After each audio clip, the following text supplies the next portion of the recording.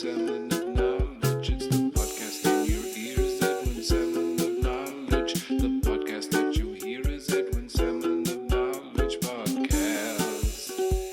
Edwin Salmon of Knowledge is a thing that you can acquire. Like if you're too hot, you might be sitting by a fire. Got to chill out, get out in the air now. Breathe it in, and here we go, the podcast. Hey, salmon skins, and welcome to another episode of Edwin Salmon of Knowledge. But you already knew that because you have pressed play on this episode and it's in your ears right now. You have consented to me coming in your ears, and I am all over your ears. Your ears are just covered in my voice. Guys, this is the last ever episode of Edwin Salmon of Knowledge. No, it's not. April Fools. Yeah, classic April Fools gag there. April Fools, that day where people play pranks of the caliber of, hey, everything's terrible. No, wait, it is. It's not really a joke. It's what? And things like that are confusing. Okay, so everything's fine. No way, it's not. April Fool. Oh, etc. I'm not really a big fan of April Fools. I didn't really... The only one that I ever really kind of fell for was when Peter Jackson was making King Kong in New Zealand. And he had these kind of video diaries. And this was kind of before the internet took over and destroyed people's brains and dominated people's conversations, and was just a constant source of amusement and bemusement for people. But he had some like online video diaries, and so this would have been around 2004 or something like that, 2005, whenever that movie came out. And yeah, he got the actors and he got some of the crew, and he was interviewing them behind the scenes, and he took some of that and he announced that he was making a sequel to King Kong, Son of Kong, where obviously Kong's son was on the island, and he was going to like wake up from his nap and be like, Dad, where are you? I hope you haven't been brought to New York City in chains. They don't parade you around like the 8 wonder of the world, and then you escape and crawl up a big tall building. Dad, remember to stay away from tiny airplanes that shoot machine gun bullets, whatever they are. I should know that because I'm a big monkey. Dad, I'm getting pretty tired of walking around trying to find out where you are in a sing-songy voice. Dad, how come I speak English and I'm a giant gorilla and you don't? And you're older than me. Dad, who taught me how to speak English? And so on. But it was all a prank. There was going to be no Son of Kong. In fact, I think he announced that... I don't know if he announced that there was just one sequel, or he was making 2 more movies. Because I think I remember at the time the headline was like, trilogies for everyone. It was like he was on Oprah handing out trilogies to the audience members. But no, I've never played an April Fool's prank. Now, I've made some prank phone calls in my time. Don't get me wrong. I'm all for a prank. My kind of pranks never fall on April 1st. You know, unless you're at a festival and it's April 1st and it's 1999 and you can, spread a rumor that someone's died. But that was then and this is now, and it's harder and harder to fool people. But I think you have to, I've seen some very obvious April Fool's pranks. The Poolbeg Towers, the Twin Towers, linked to Lord of the Rings there, our own personal Twin Towers here in Dublin. One of them was demolished overnight, and the next one is to be demolished today. And someone posted a picture with one of the towers photoshopped out of the picture. I mean, obviously that makes no sense, because even if they were going to get rid of the towers, they would surely demolish both of them at the same time, not one in the middle of the night as well. You're going to knock down a massive tower and do a dangerous demolition job under cover of darkness? I don't think so. So people didn't fall for that. But my friend Kevin McGarren fell for one. And you know what? I don't blame him falling for it, because it's one of those things that is kind of low-level story that seems relatively believable. And it was Meghan Markle, the German Chancellor, who married the Prince of England in order to bring peace upon the warring nations of Great Britain and Deutschland. She was cast in a remake of The Quiet Man, the John Wayne starring, Maureen O'Hara starring, John Ford directed classic movie, was going to be remade with Meghan Markle. I guess playing the Maureen O'Hara role. I don't know, who is Meghan Markle going to play, because it's, unless she was going to play the John Wayne role and they're going to sort of gender swap it and call it The Quiet Lass. Who is the Quiet Man in The Quiet Man? I don't know. It's been a while since I've seen it. And when I saw it, I realised that, oh, that's the bit from E.T. where Elliot kisses the girl. That's a clip from The Quiet Man. And obviously a tip of the hat from Mr. Stevie Spielberg to Johnny Ford. Getting very geeky now. But listen, here's my prank. Here's what I did. I used to go to the telephone box. Now, you would know them as the outdoor see-through toilets. That's what they are best used for now. I don't even know if there's phones in a lot of them. They're kind of rare. There's not that many of them. But we use them to make phone calls. You'd go in, you'd put money in, or you'd have a phone card, which would be a physical card, like a credit card, that you'd stick in. I mean, it's not that complicated. I don't know why I'm overcomplicating it. But I do know that some young people who are probably not listening to this podcast, but young enough people who don't know what it was like back in the sort of basic technological age when you had to use a card in a phone box. And like, what's a phone box? Is that what you used to call a smartphone back in the day because it was square? No, we called those bricks. And they weren't smart. They were just phones. You just receive calls and send text messages. You couldn't watch Lawrence of Arabia on them, even if you wanted to. And that would be a waste of a good movie. So me and my friends would go into these phone boxes / see-through toilets in modern times. And we'd make prank phone calls. Because, you know, there was no internet. There was nothing to do. I don't think we'd really discovered drugs at that stage. So we used to entertain ourselves by calling random numbers. And what you do two things. What I would like to do is you pick a random name like Dave, a common random name, or Paddy. Paddy was another one that worked a few times. So the phone would ring. Here was an example of one of the phone calls that we would make. The phone would ring, and we wouldn't, look in the phone book, because sometimes there was a phone book in the phone box, because every box comes with a book, and that was the jingle at the time.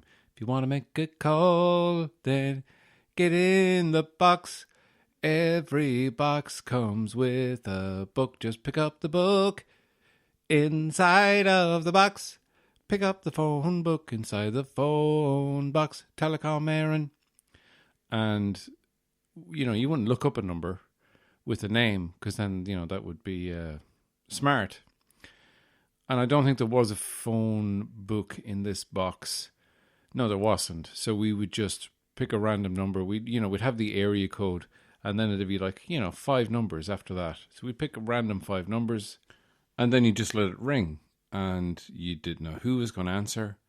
And usually what would happen is you'd ask for a Paddy or a Dave and hope you got lucky. So the phone would ring. I remember one time the phone rang, someone picked it up, and I heard on the other end, hello?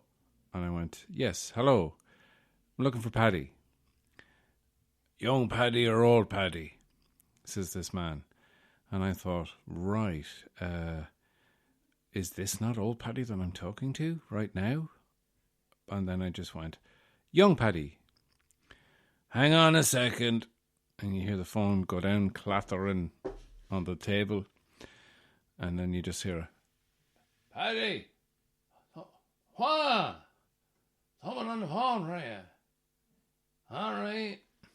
And then you'd hear young Paddy come down, pick up the phone.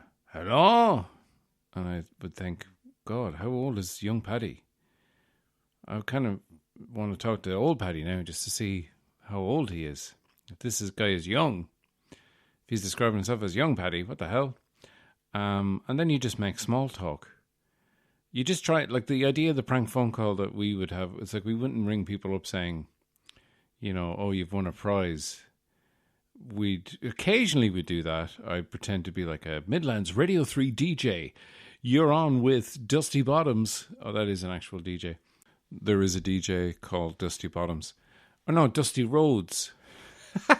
I'm thinking of, it's like a really bad, awfully porn star, Dusty Bottoms. I never quite made it in the industry. I just didn't have the arse for it, despite my name being Dusty Bottoms. But no, I pretend to be Dusty Rhodes was the name of the DJ. And they all kind of sound the same. I have that sort of mid-Atlantic accent where they don't sound like they come from anywhere real. And they go, you just gone through to Midlands Radio 103's giveaway.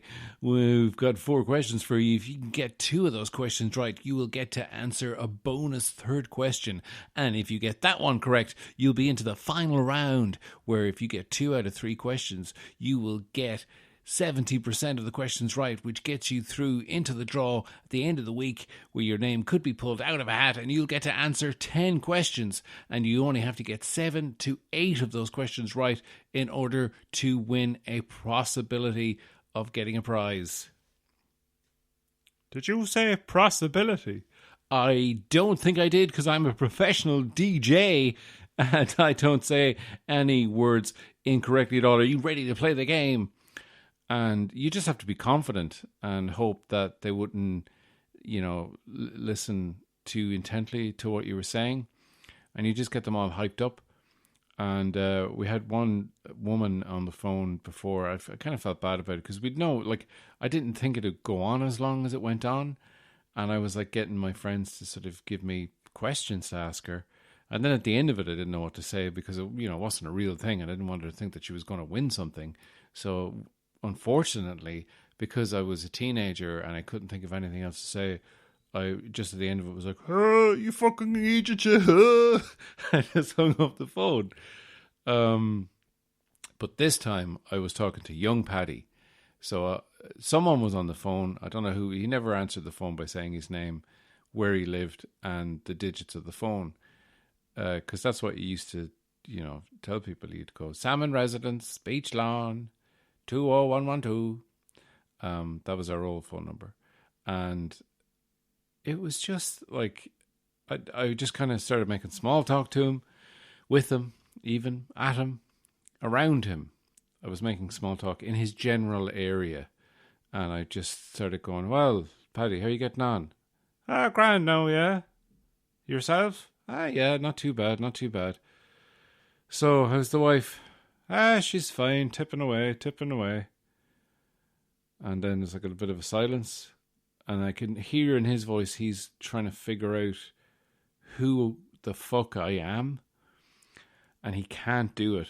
And then I eventually just went, so how's the kids?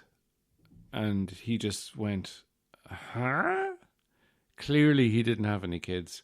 Or he had kids and his kids were estranged and he hadn't spoken to them in quite some time. But he was quite alarmed. Not alarmed, suspicious. Suspiciously alarmed. And I got nervous and went, "Oh, you fucking bollocks!" and hung up the phone again. And, that was the end of my pranking career. Guys, we're going to take a little short break and we'll be right back after these messages.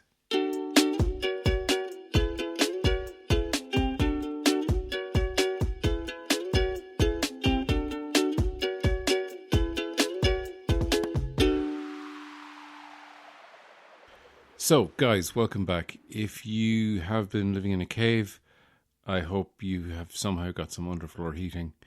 But also, you probably haven't heard my news. If this is your first time listening to Edwin Salmon of Knowledge, the podcast that was a stand-up show and will be again. But for the meantime, it's a podcast that's been going for over a year now.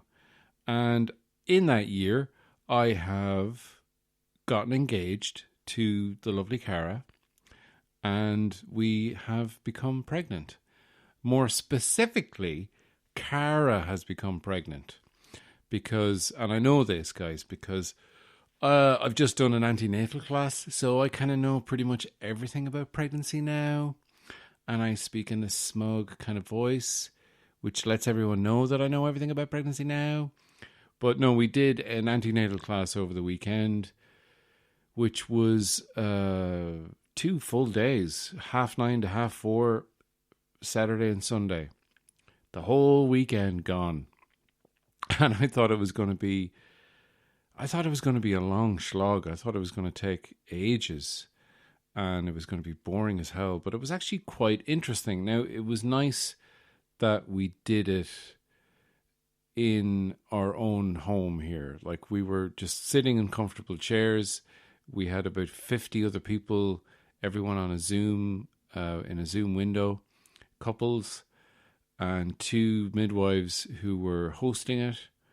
And we were muted, so we could kind of, make comments about other people's gaffes out of the sides of our mouths and stuff like that. Stuff you couldn't really do if you were all just sitting in one big kind of cold room with, throwing baby dolls around and trying not to smash their heads on the ground to show the other parents that you're going to be a better parent than them.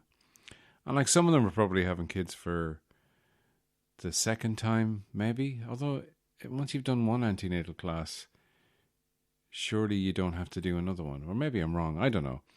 Look, we didn't get to know them all.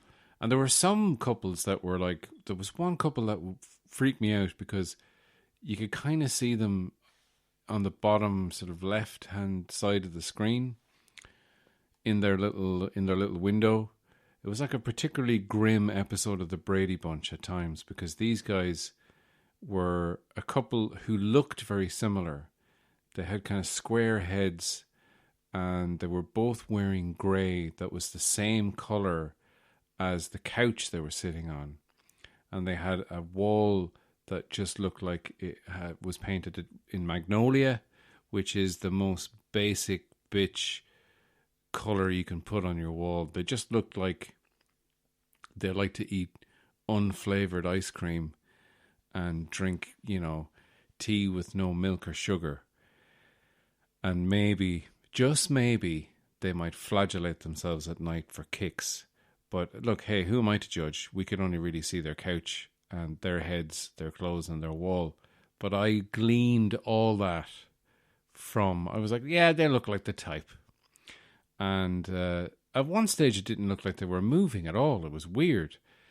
I was like, did they just screenshot themselves and then fuck off or something? I don't know. I mean, we turned off our camera at one point just because we had to get up and, have a stretch. And I had to sort of massage Cara's lower back and her kind of hips area, because there's a lot of pressure on that. You can kind of get sciatica.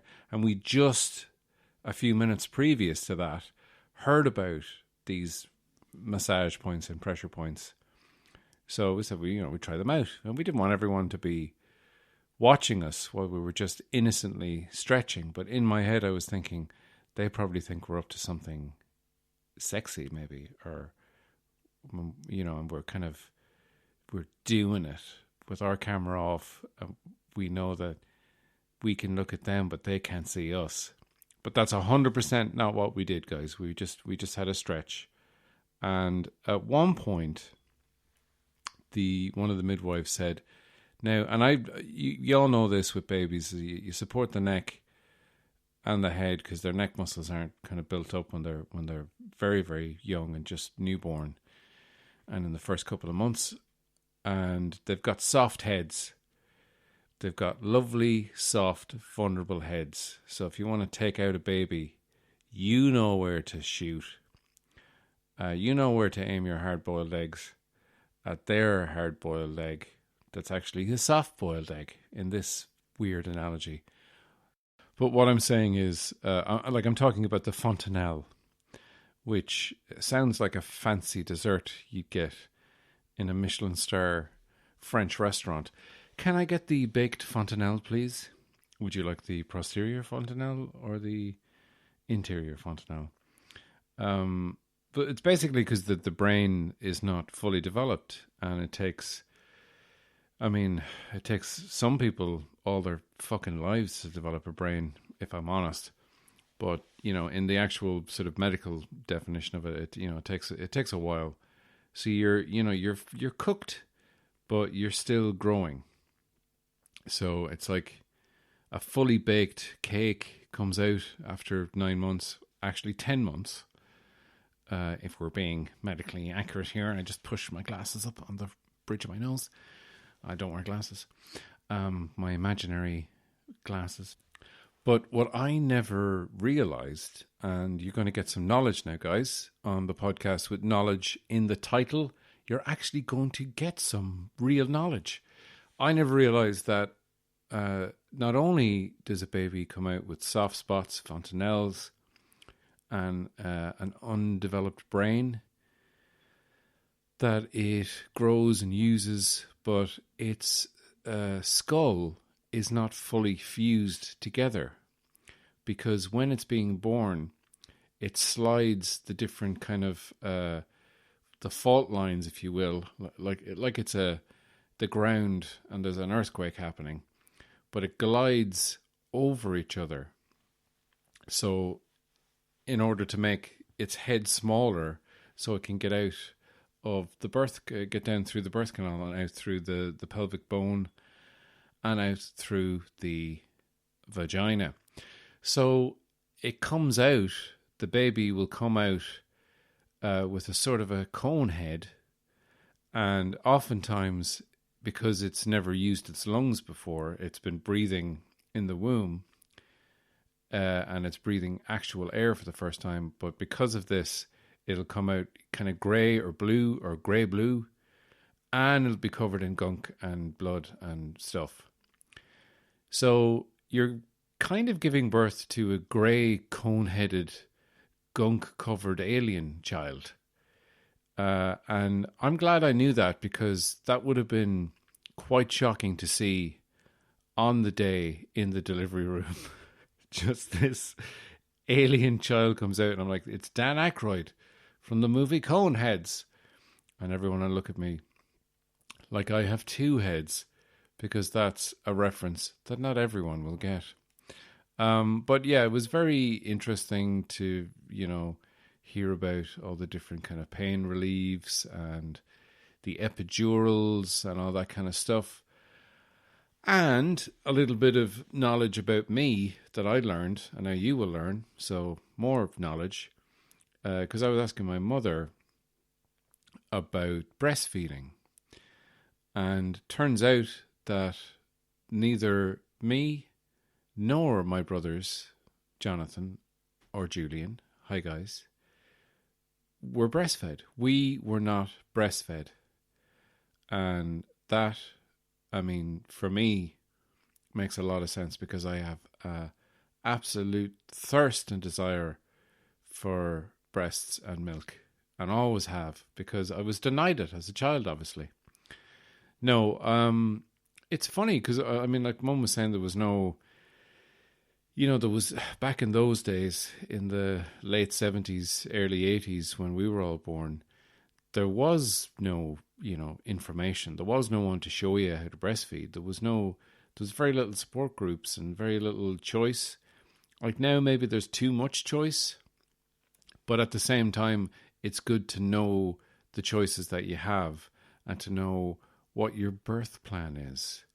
If you want to take drugs or not. And certainly, I would love to take drugs while my son is being born. But I have to say, it's probably not appropriate for me to be off my tits in the delivery room. I think that would be frowned upon. And even though I haven't been in front of an audience of 50 people for a while, and I wasn't because we were doing an antenatal class, and I was resisting the urge to make jokes. I think I didn't really ask that many questions. There was a few times where you could type in the chat bar, just kind of a refresher thing, and I was always kind of first in there, mainly because I just wanted the thing to move on and maybe we might finish early. And it's so frustrating when you get a lemon. And there was a lemon in the group. Let's call him Aidan. I didn't see Aidan on the Saturday at all. I think he's his birth partner. Well, he's the birth partner. She's giving birth. But she was there. His partner was there, taking notes and being at the kind of front of the camera. And then all of a sudden on day 2, Aidan shows up and he kept asking pointless questions that had already been answered in the previous day. And you could see, I don't know, I mean, I was trying to hide my disdain and I was kind of talking out the side of my mouth to Cara going, for fuck's sake. But it just kept going, yeah, hi, Aidan from Cork here, just wanted to know, what is a baby? And we're like, oh man, we covered the whole baby thing yesterday. And, one of his questions was actually, how do you know that she's in labour? And I was like, God, we went through early labour yesterday, 3 centimetres dilated, Sonny. If you can get 2 fingers in, then we probably wouldn't be in this mess. Hey! Those are the kind of jokes that I wanted to make. Off-colour, yet funny jokes. That's my whole thing. I go from lowbrow all the way to highbrow. I run the gamut in my comedy. But I just feel like, oh God, I really hope he's not one of these. For her sake, I hope he's not like, she's going, I think I'm in full labour here. And he's like, I don't know. I think you're probably in early labour and I'm from Cork, so I know. He actually wasn't from Cork. It's funnier that I make him from Cork. But yeah, he just he'd asked 2 or 3 questions and I was like, oh, for fuck's sake, man, you are just dragging this thing on. And then they were talking about what's the best thing to swaddle the baby in, what's the best thing for it to sleep in, if it's too hot, if it's too cold. I'm like, these are just basic enough things. And the conversation about wool and what type of wool to use came up. And this wool, I used it in the Andes and it was great. And I was like, well, you won't be going to the fucking Andes for quite some time unless you're, stay healthy and your son grows up and wants to climb mountains and you do it together as a father-son thing. And then, you're sitting by the campfire at base camp and you're about to set off for the summit in the morning and you hand your son this little wool shawl and you say, I wrapped you when you were a baby in this shawl, son, and now I want you to put it on your head tonight when you sleep as a good luck charm. And the son will go, how do you climb a mountain? I'm your son from Cork. But no, that's not going to happen.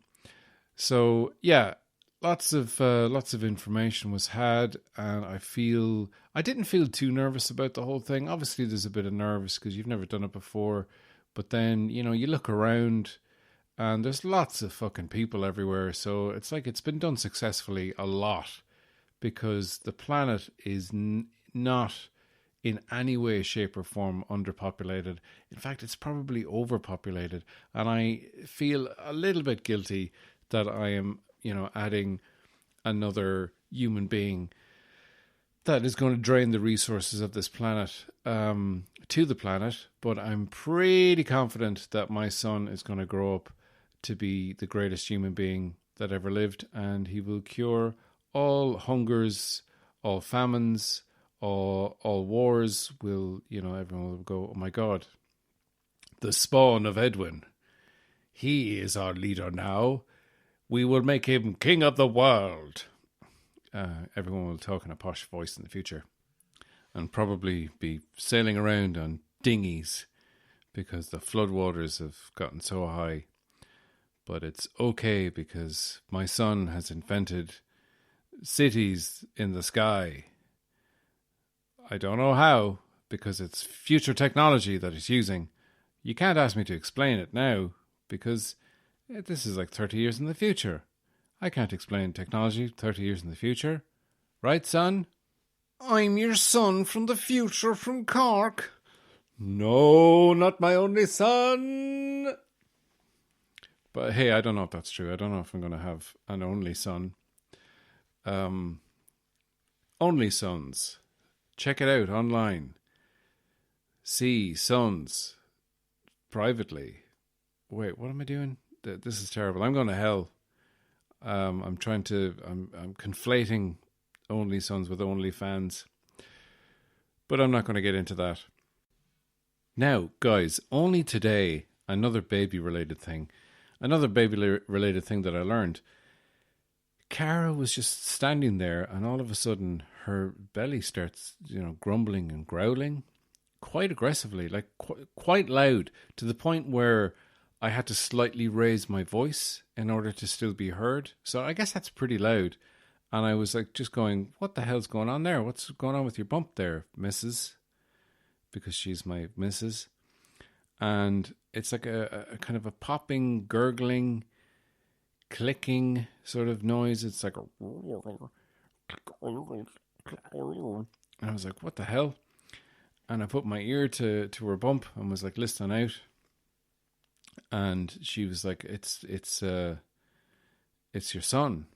I don't know if I've said his name I think I might have said his name on a Patreon but episode of this podcast, but I haven't said his actual name because we have picked a name.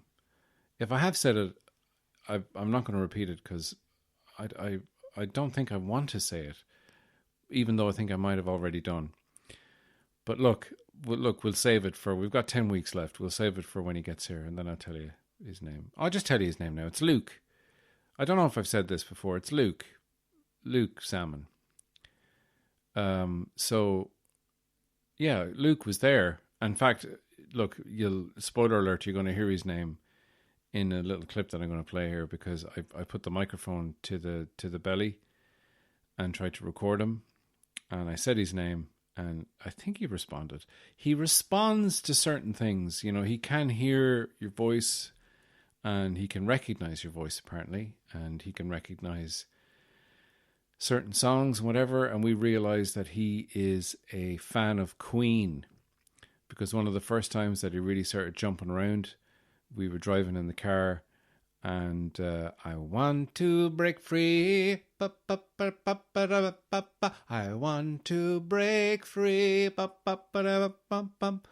I want to break free from this womb. It's real comfy, but I want to leave. I leave in 9 months. Plus 1 month. I'll get my deposit and break free. So, obviously, he's got a sense of humour like his father, because what unborn child dances around to "I want to break free" when in the womb? What a hilarious double meaning there. So apologies if you've heard all this before. I don't know if I've said any of this before, but this is a new thing that's happened. Look, I've been doing this for a year. I've got like 75 episodes out. Apologies if I'm fucking repeating myself. I'm sorry. Okay. I'm sorry, guys. So, what's the popping or clicking noise in my bump during pregnancy? Is an article, because obviously Cara looked it up because she occasionally gets worried, as I would do if he's not jumping around enough, if he's quiet, if you hear weird noises. Occasionally she's had like kind of pains, but they're like growing pains because, you know, she literally has a human being growing inside of her. It's amazing, really. So she looked it up and they don't really know.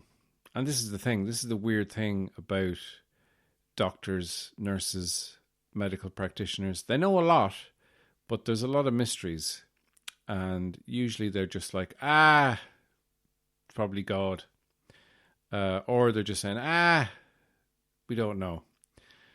So the internet doesn't know the answers to everything. It can tell you like fake shit, and it can tell you the wrong answers. It can give you a lot of theories, and there are a lot of theories. So the noise, the kind of gurgling noise, here are the theories. So it can be, some people say it sounds like cracking knuckles or fingernails being clicked together. Now this sounded like kind of gurgling and clicking. So the theories are, it's the noise caused by the baby's joints. So the baby's in there, stressing out in the womb. It just wants to chill out. It's got some high quality herb. It's crumbling it up. It's rolling it up into a big fat doobie. And it's smoking away. And that's why if you listen very closely, you'll hear, oh yeah, we're jamming like a baby in the womb. We're jamming. Babies are very bendy. Here's what it says. I'm not talking about doobies and joints. It's their leg joints and their arm joints, not their hash joints. That comes later, or not at all, depending on how much of a cool parent you are. And I just leave that hanging there in the air. Babies are very bendy. However bendy you think they are, double it. Well, internet article, I'd never really thought about the bendiness of babies, if I'm honest. But now that I'm thinking about it, I guess I better double the bendiness of the babies that are in my brain. The baby brain. They are really good wrigglers and get themselves into all kinds of weird positions in the womb. That's true. I think Luke has gone from having his head in the correct position to he's breech right now. But that might change. Breech meaning he's like feet first. And I know my younger brother, Jonathan, was breech birth.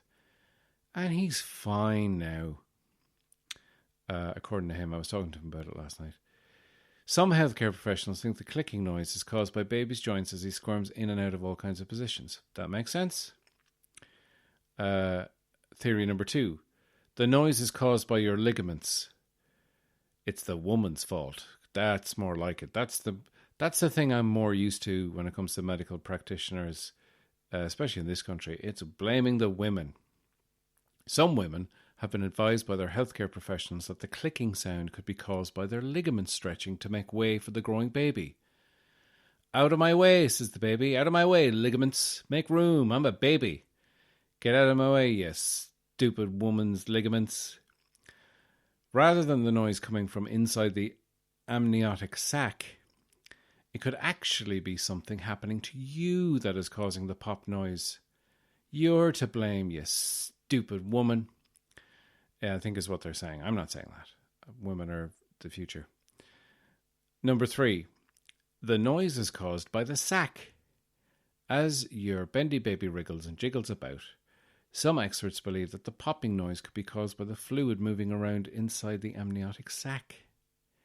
As your uterus moves around inside you, usually because you are being poked and prodded by your baby's stretching limbs, air moves around causing a popping sound. Okay. Theory number 4 is the one I like. baby's mouth is making the noise. There haven't been any studies carried out into what causes this noise, though some mothers report that their babies emerge from the womb making popping or clicking noises with their lips. You'll have to wait until your baby is born to see if this theory stands up. I like that because it's like, if it is coming from Luke's mouth, then he's just going gurgle, gurgle, gurgle. He's making gurgling noises. It's definitely not, it's more gurgly than popping. Now, we tried to record it earlier on. Have a listen to this and see if you can hear anything. Luke?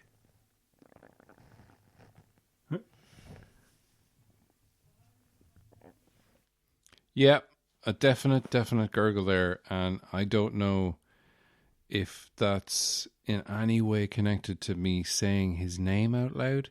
Is he responding to his name? Does he think that I'm Freddie Mercury? Probably not, because I don't have the same kind of accent that Freddie Mercury had. But there you go. Some fascinating stuff on our birth journey. And we kind of went from give us all the drugs to maybe some of the drugs. Let's try and do it as natural as possible. But also, hormones play such a big part. And adrenaline is something that you don't want. You only want adrenaline if you've overdosed on your boss's hitman's heroin and you get it plunged into your heart in Brona Gallagher's house, because that's what happens when you're given birth. No, that's obviously a reference to Pulp Fiction. So that is all of the baby knowledge that I have for you on this particular episode. I hope everyone's doing okay. It's a tough old slog. We're getting into the second year of this thing now, and it's getting to a weird point where people are kind of getting used to it, I guess. And we don't want to get used to this thing. We want to get back and swinging, and I'm on the verge now of thinking about booking some tour dates. Yeah, I know, Moses.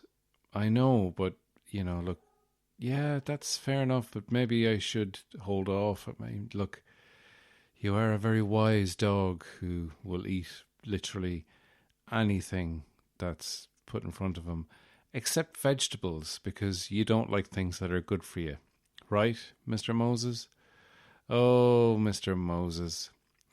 I sound like the butler in a sitcom, in the mid-80s sitcom where I have become the butler for a Labrador and I have to do his bidding.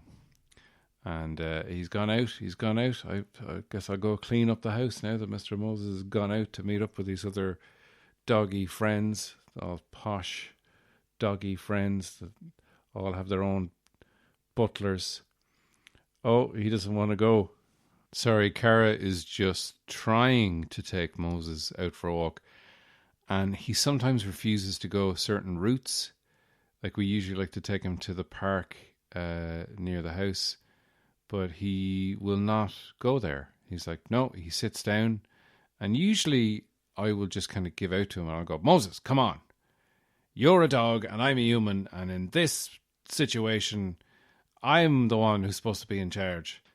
Even though I have you on the lead and I'm in control of you, you are not going to go the route that I have chosen for both of us as the human, top of the food chain, and all right, we'll go that way.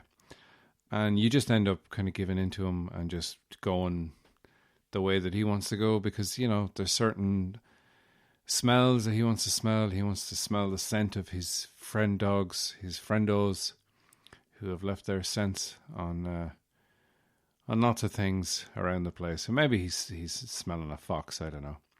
I'm still seeing foxes on my nightly walks. I tried to do an outside broadcast in the Ivy Gardens the other day because I thought it would be quiet, and I have like a little microphone that I can plug directly into my phone. And I ended up just saying a few things because there were so many people around. I got kind of nervous, which is funny because like my job was And hopefully I'll get to do it again sometime. I will get to, I don't say hopefully, I will get to do it again. It's not like they're going to go, the pandemic's over. And also, stand-up comedy as an art form has died. No more stand-up anymore. Sorry, everyone. I'll get to do it again. But, I could say the most intimate things to a crowd of strangers for laughs. But I'm worried about people overhearing me talking about ice creams or something in a park in Dublin. Talk about my favourite ice creams and how we got iceburgers the other day. And iceburgers are a great ice cream because they don't have a stick in them. And they're like a fancier version of just getting a block of ice cream and some wafers and cutting a little rectangle and sticking wafers between them and licking around the edges. I like that. I like to take my time when I eat an ice cream, and be real methodical and give it a good, thorough lick out. And that's just, that's the advantage with an iceburger. You can do that. You can do it with an iceburger. It's better with the wafers because you lick around and then the edges get nice and kind of soft and chewy, and you can eat them at the end. But there's no stick. That's the great thing. There's no stick with an iceburger. That's how they sell them as well, the old jingle. There's no stick with an iceburger. And we got some salted caramel magnums, and they were disappointing because I thought they would have a kind of they have these kind of double layers of chocolate, and then in between they have, the caramel.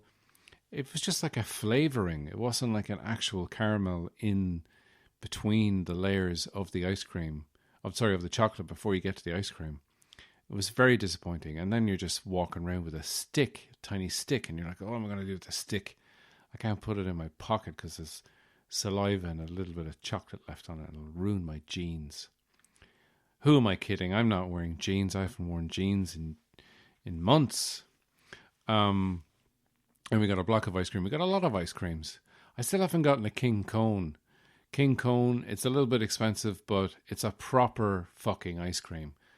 It's big and daunting, and it'll take you a good while to eat it, and that's what you want. Like at Magnums, they've gotten smaller and smaller, and it's a trick. It's like they just reduce them slightly every year and think we won't notice, but we fucking notice. Fuck you, Magnums. Same with Cadbury's and their fun size. They're all, Nestle as well, they're all at it. All these chocolate companies have these like, it's a fun size bar. How is chocolate reduced to the size of a thumb? How is that fun? Surely it's more fun to eat a giant chocolate bar. That's my 2 cents. So this is what I'm saying into a tiny little microphone in the park, and people are walking past kind of looking at me.